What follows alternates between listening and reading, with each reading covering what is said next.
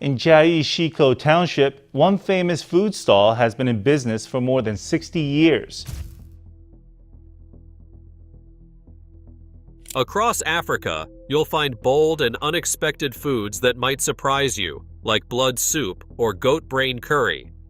While these dishes may make you think twice, for the Maasai of Kenya and the Bahima of Tanzania, they're everyday staples full of nutrition and cultural significance. These foods have been cherished for generations, but they're just the beginning. Africa is full of surprising culinary delights. Join us as we uncover 14 shocking African foods that will truly amaze you. Number 14. Mopane worms. In the heart of southern Africa, one of the region's most unexpected delicacies is the Mopane worm. Despite the name, these creatures are not true worms, but rather the caterpillars of the emperor moth. Thick and stout, about the width of a man's finger, Mopane worms are found in abundance across countries like Botswana, Zimbabwe, Namibia, and South Africa. Their appearance is closely tied to the rainy season, when they swarm the Mopane trees, from which they take their name. Harvesting them is a lively tradition. People venture out to the trees, collecting the caterpillars by hand, often filling large sacks in just a few hours. Once gathered, the worms are typically cleaned by squeezing out their innards, then either boiled in salted water or laid out to dry under the sun. Sun drying preserves them for months, making them a crucial food source during times of scarcity.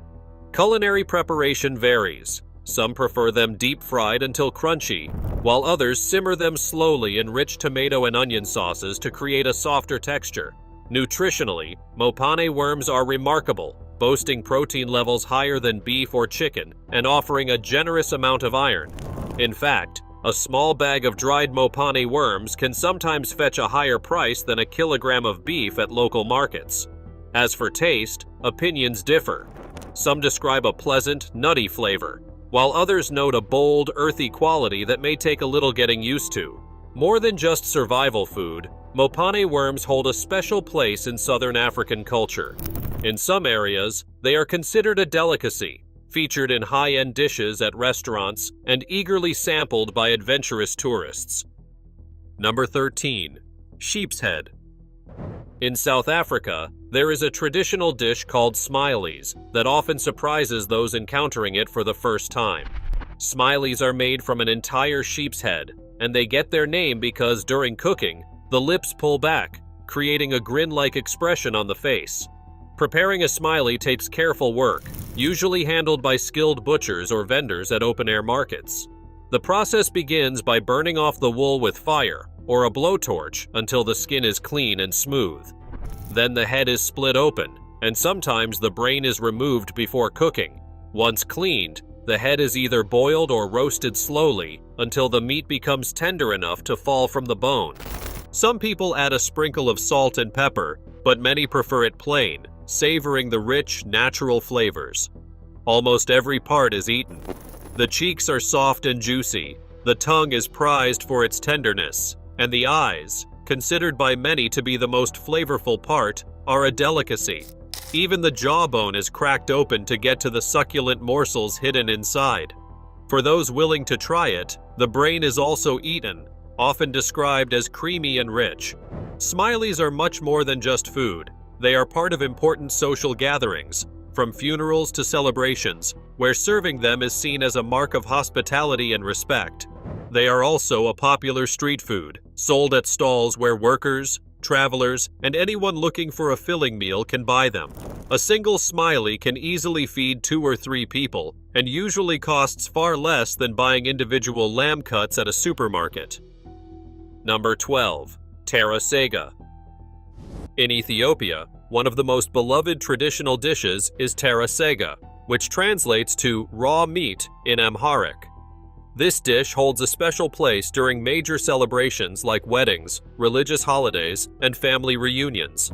Early in the day, a cow, or sometimes an ox, is freshly slaughtered, and the meat is immediately carved into thin strips or bite-sized chunks, often right at the gathering site. Friends and family crowd around with sharp knives in hand, slicing their own portions straight from the freshly butchered meat. There is no cooking involved. Instead, freshness is key, with many believing that eating the meat as soon as possible not only brings out its best flavor, but also ensures its safety. To enhance the experience, Terara Sega is served with powerful condiments. One is mitmita, a fiery blend of crushed bird's eye chilies, cardamom, cloves, and salt. Another favorite is amaze, a thick dipping sauce made by mixing berbere spice with a bit of oil, and sometimes sweetened with honey wine or beer. The tradition involves picking up a piece of raw meat with the fingers, dipping it into the vibrant spices or sauce, and eating it in a single flavorful bite. The meat is known for being exceptionally tender, with a soft texture and a subtle sweetness that fans of Terara Sega love. To complement the richness of the raw beef, many enjoy sipping homemade tej, a potent Ethiopian honey wine, or simply a cold beer. But Terara Sega is about far more than just food. It is a deeply social event where bonds are strengthened over shared trays of meat. Eating from the same platter is a symbol of trust, friendship, and unity. Elders often pass down the skill of properly slicing the meat, teaching younger family members which cuts are the most prized. Number 11. Termites. Across many African countries, especially in rural communities, termites are prized not as pests, but as a seasonal delicacy. The excitement builds with the arrival of the rainy season, when swarms of flying termites fill the air, sometimes so thickly that they resemble drifting clouds. When the moment comes, entire families, young children included, rush outdoors with buckets, bowls, or simply their hands, eager to scoop up as many termites as they can. Some people even dig small pits in the ground, place a light at the bottom, and use it to lure and trap the insects with ease. After the harvest, the termites are carefully washed and then either roasted, fried, or left to dry in the sun for future meals. When fried, they take on a rich golden hue and a crunchy texture similar to potato chips. They are usually sprinkled with salt for extra flavor or stirred into porridge for a hearty meal. Those who enjoy them often describe the taste as buttery and nutty, with a satisfying crunch that keeps you reaching for more. Beyond their taste, termites are incredibly nutritious. They offer a rich source of protein, healthy fats, and vital minerals such as iron and zinc. Just a small handful of roasted termites can deliver more protein than a large serving of cooked chicken, making them an essential part of the diet in regions where meat is costly or scarce. In fact, in many local markets, a modest bag of fried termites can cost as much as a full-plated meal. For many households, termites represent more than just sustenance. They are a source of income as well. After heavy rains, it is common to see women and children lined up along the roadsides, selling bags of crispy termites to passing travelers. Number 10. Blood soup. In Kenya, there is an ancient dish called blood soup, closely tied to another favorite known as mutura, a type of blood sausage. Blood soup is made from fresh blood collected from cows or goats, usually during traditional ceremonies, big celebrations, or family gatherings. Right after an animal is slaughtered, the blood is carefully gathered, then mixed with spices like salt, pepper, and sometimes a little chili for extra heat. Some people also stir in chopped onions, garlic, and a bit of animal fat to make the soup even richer. Once mixed, the blood is either cooked directly into a thick, hearty soup or poured into cleaned intestines to create sausage. When made as a soup, it is stirred gently over a fire until it thickens and turns dark, with a deep, earthy flavor. It is often eaten with plain foods like ugali, a thick cornmeal porridge, or chapati, a soft, buttery flatbread. Mutura is prepared by stuffing the seasoned blood mixture into the intestines, tying both ends tightly, and boiling it first to make sure it is fully cooked. After that, it is roasted over an open fire until the outside becomes smoky and crisp. People love to eat mutura while it is still hot, straight off the grill, and it is a common sight at street stalls across Kenya, especially at night. Number 9. Cane rat. In West Africa, one of the most sought-after sources of wild meat is the cane rat, commonly called the grass cutter. Though it resembles an oversized guinea pig, the cane rat is much bulkier and heavier. Fully grown adults can weigh up to 15 pounds, making them a valuable source of meat for many families. These animals thrive in grasslands and farmlands, feasting on crops like sugarcane, hence the name cane rat. In many villages, hunting cane rats is a serious and organized activity. Some hunters rely on trained dogs, others set traps, and a few even burn patches of grass to drive the animals into the open. In more recent times, the demand for cane rat meat has led to small-scale farming efforts. Farmers now raise grass cutters in homemade cages, feeding them kitchen scraps and grasses, making them easier and safer to harvest compared to chasing wild ones. Cane rat meat is prized for its tenderness and naturally sweet flavor, with less fat content than traditional meats like beef or pork. It can be prepared in a wide variety of ways: grilled, smoked, stewed with tomatoes and hot peppers, or simply roasted over open flames. Many describe the taste as a cross between rabbit and pork, offering a rich, hearty flavor that pairs beautifully with spicy seasonings. In bustling cities such as Lagos and Accra, roasted cane rat has become a common street food and even appears on the menus of upscale restaurants. It does not come cheap either. A whole roasted cane rat can cost as much as 3 servings of jollof rice. Because of its price and distinctive taste, it is often reserved for special occasions or served to honor important guests. Number 8. Amankina. In South Africa, there is a beloved dish called amankina, a rich stew made from cow feet. Preparing amankina takes a lot of time and patience because cow feet are tough, packed with thick skin, bones, and tendons. First, the feet are carefully cleaned, sometimes lightly burned over a fire to remove any leftover hair and rough patches, then scrubbed with water until smooth.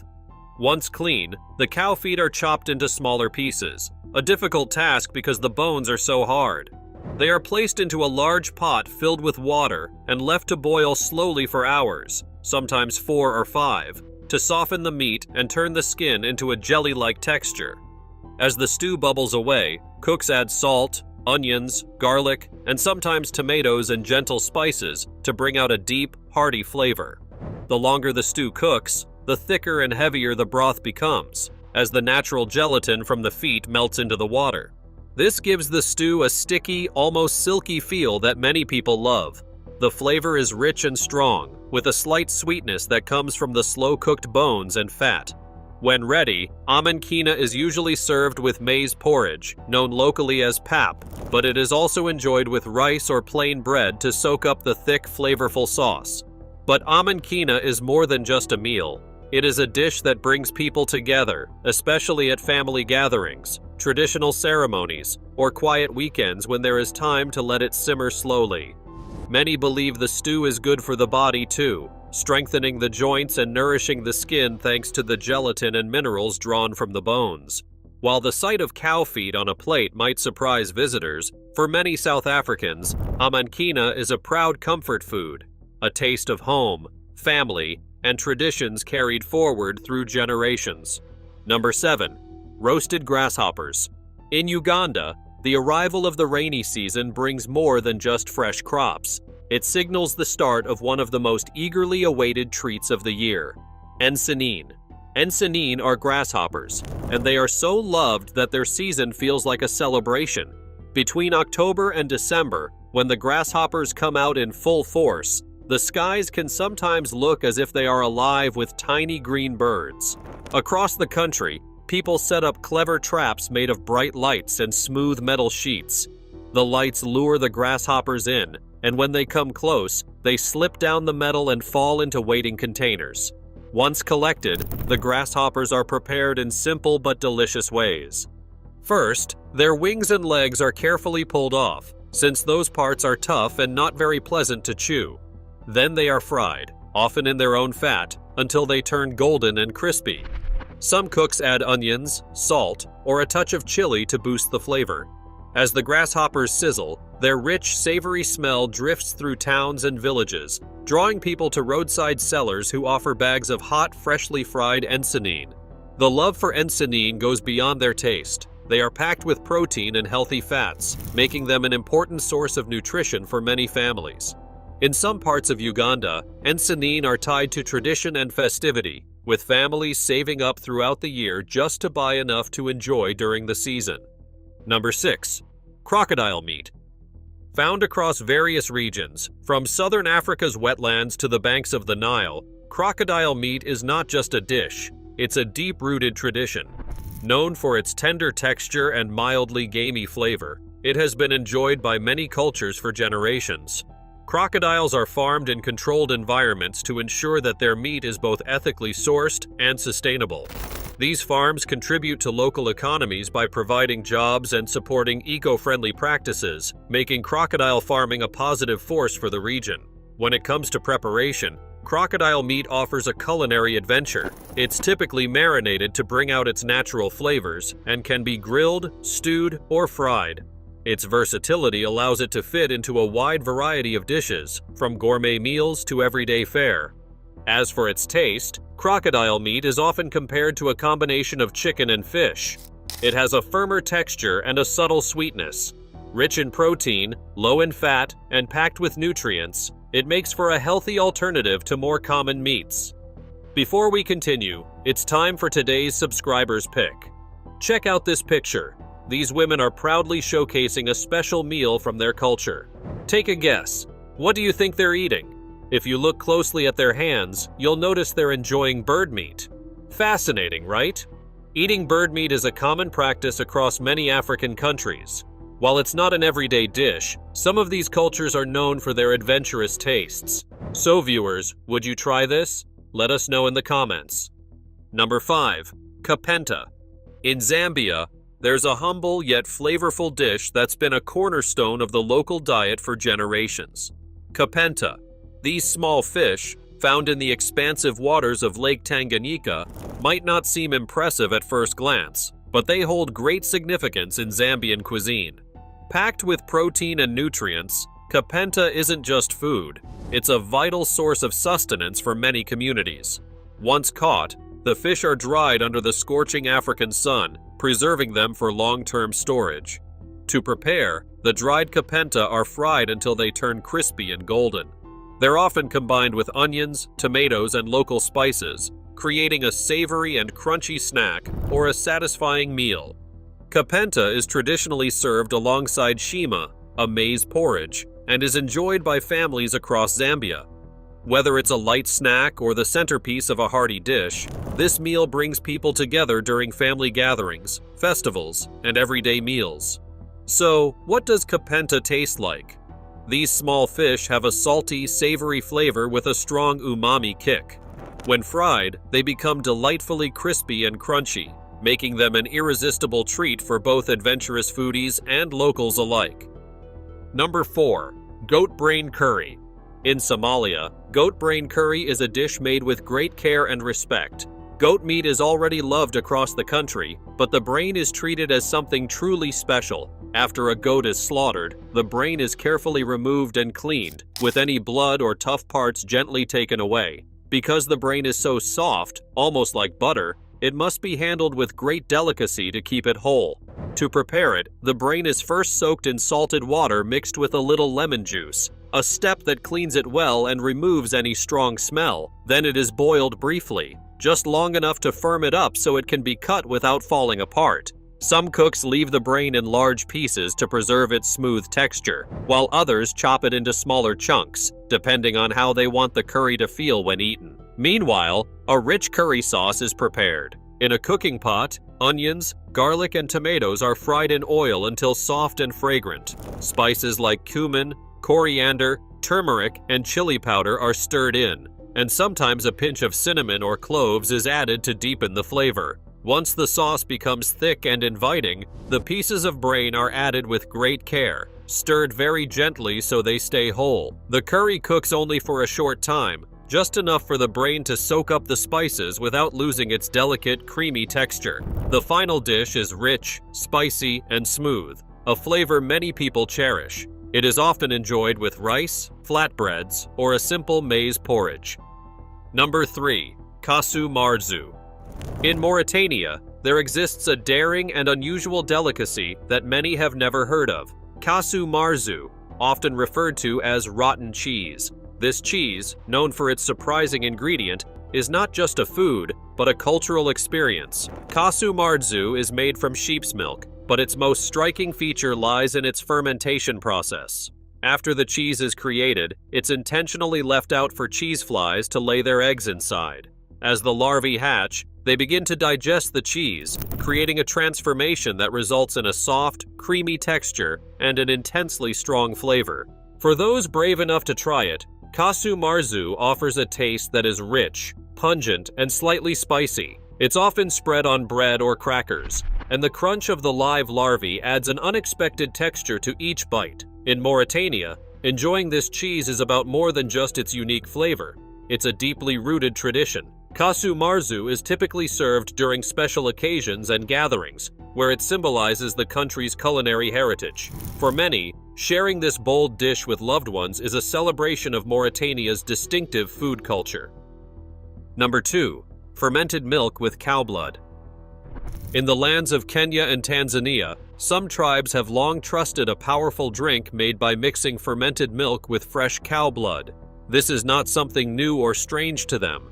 It has been part of their way of life for many generations. Among the Maasai people, in particular, cattle are not just animals, but are seen almost like family, and every part of the animal is used with deep care and respect. To prepare this drink, they first collect blood from a healthy cow without killing it. A small, careful cut is made on the cow's neck vein, and the blood flows into a container. Once enough is collected, the wound is quickly treated with mud or ash to stop bleeding, and the cow returns safely to the herd. The milk used for the mixture is not fresh, but allowed to ferment over a few days, turning sour and thick. When it is time to mix, the fermented milk and fresh blood are poured together in different amounts, depending on how thick or rich the drinker wants it. Some people prefer more milk, while others enjoy a heavier blood taste. The drink turns a rich pink or deep red, and it is often stirred with a stick before being drunk straight away while still fresh and warm.